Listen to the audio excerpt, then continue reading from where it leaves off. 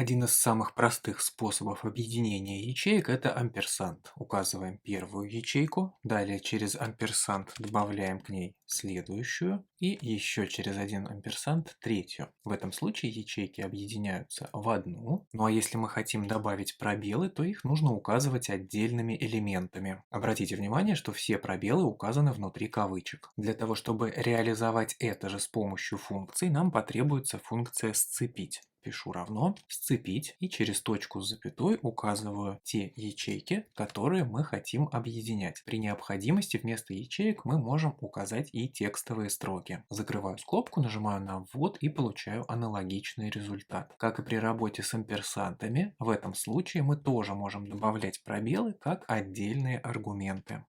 Пользователям Office 2019 версии, а также тем, у кого подписка на Office 365, будет доступна функция «Сцеп». Эта функция отличается от функции «Сцепить» одной особенностью. Как мы видим, синтаксис у них абсолютно одинаковый, но внутри функции «Сцеп» мы можем заложить сразу целый диапазон данных.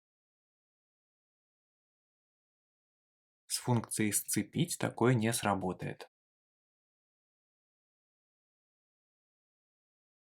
Во всем остальном эти функции идентичны. Вопрос с добавлением пробелов поможет решить функция «Объединить». Эта функция также будет доступна пользователям Office 365 и Office, начиная с 2019 версии. Синтаксис ее, как мы видим, чуть сложнее. Давайте напишем формулу равно «Объединить». И первый элемент этой функции – это разделитель, то есть что именно мы хотим подставлять между значениями. Мы с вами хотим подставлять пробел, поэтому указываю его в кавычках. Точка с запятой. Следующий аргумент – пропускать пустые ячейки. В том случае, если у нас есть пустые ячейки, мы можем обращать или не обращать на них внимания. Давайте поставим значение «истина». Это один из вариантов. Второй вариант – это ложь. Ставим точку с запятой. И далее мы можем указать отдельные строки для объединения или сразу заложить целый диапазон данных. Закрываем скобку, нажимаем на «ввод» и получаем результат с уже добавленными пробелами.